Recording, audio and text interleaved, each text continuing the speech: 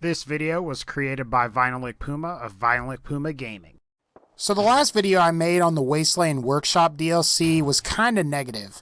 Today I want to go ahead and talk about the more positive sides of the new Wasteland Workshop DLC for Fallout 4. So this will be the top 6 most useful settlement constructible items and pieces from the Fallout 4 Wasteland Workshop DLC. Let's go ahead and we'll start with number 6, and that is concrete structure pieces. In my opinion, these both look better than and are functionally superior to both the vanilla wood and metal buildable structures. The only real disadvantage to these is that you don't really get any prefabricated structures if you are too lazy to build, and this may or may not be a deal breaker for you.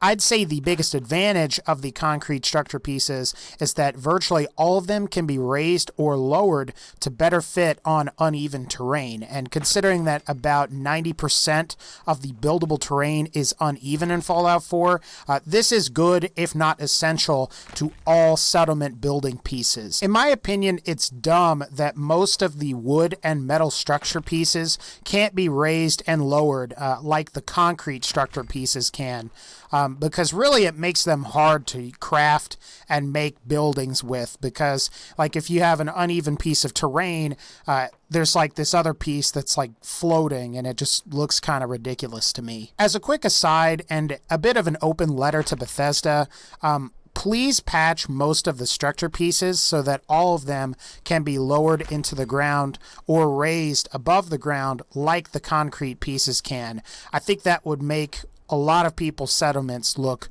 a hell of a lot better. Number 5, the powered water pump. The new powered water pump provides settlements with 10 water and can be placed on dirt surfaces. This is basically a similar yet upgraded version of the standard water pump, which only provides 3 water when placed on a dirt surface. Of course, the biggest advantage of this new piece is that it provides your settlements with a lot of water and doesn't require a small body of water to function like the better water pieces do. Unfortunately, there are a fair number of disadvantages. The first is that you need 4 power in order to get this thing to run, while the standard water pump requires no electricity at all. The second is that provided you have a body of water in your settlement, the water purifier and the industrial water purifier are both more economical options when it comes to power usage. The water purifier only requires 2 power and the industrial version requires 5 power, but the industrial version provides 4 times the water of the powered water pump. The third disadvantage is that you need significantly more resources or junk in order to build the powered water pump than either a standard water pump or the water purifier. Number 4, the fusion generator. So those of you that have been looking for fusion cores in the wild, you may have come across a fusion generator similar to what you are seeing here. Well, the good thing is that now you can craft these for use in your settlements, and as you might imagine, they are quite useful. The fusion generator can provide 100 power by itself, making it vastly superior when compared to the small, medium, and large size power generators from the vanilla game, which only provide like 3, 5, and 10 power respectively. While the fusion generator takes up considerably less space, the downside is that you need a science perk level of 4. This, of course, means that you have to be level 41 with proper perk investment in order to build a fusion generator. It's worth mentioning that the largest generator from the vanilla game only requires a science perk level of 1, so that will be the best option until you can build the fusion generator much later on in your playthrough of Fallout 4. Number 3, garden plots. Garden plots allow you to plant crops on non-dirt surfaces by simply placing a garden plot on that surface. This would be really useful at the Boston Airport settlement near the Brotherhood of Steel compound, as there aren't any dirt surfaces to place crops on. Garden plots are also useful if you wanted to be able to plant on top of a building structure that you've either found or you've made yourself. Generally, I've found that the more vertical plants and crops work better with the garden plots than the more horizontal crops. For example, I found I can only get like 1 melon pollen or gourd on a single garden plot. However, I can get several potato plants, mutfruit plants, and corn plants on one single garden plot.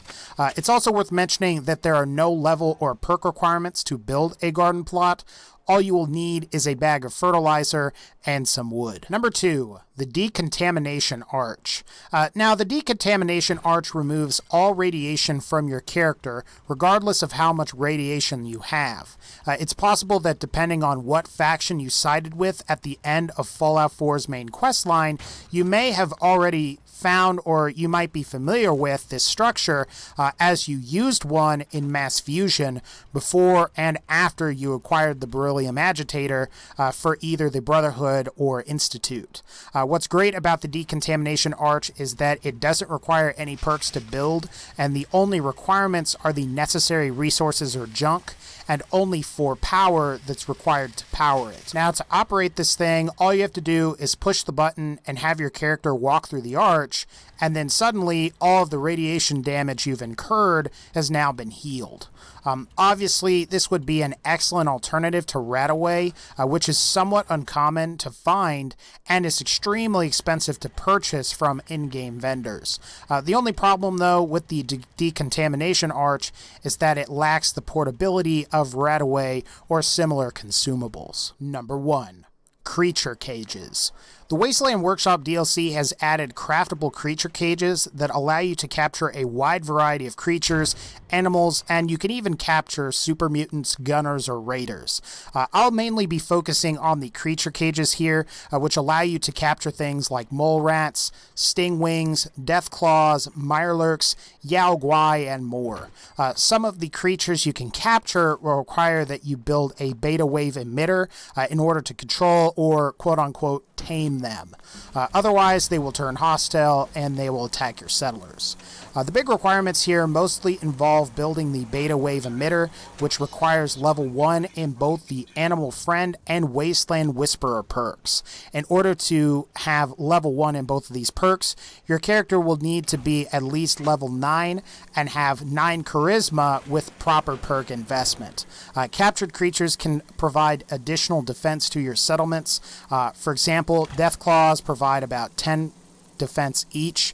Unfortunately, there doesn't appear to be much of a difference between having like a mythic Deathclaw versus a regular one, which honestly is a shame since mythic Deathclaws are the strongest of the Deathclaw variants. A couple more things though, you will need to build a power switch in order to release creatures reliably, otherwise you will need to damage the cage in order to open it. The only problem with damaging the cage is that you risk damaging whatever is inside the cage. Anyway guys, that's going to pretty much wrap up this particular video. I figured I'd go ahead and I'd make this particular video because last video I was fairly negative about the Wasteland Workshop DLC. That's not to say that the add-on was like horrible, but I wish there was more to it than there was. But anyway guys, again, take care and I'll see y'all next time.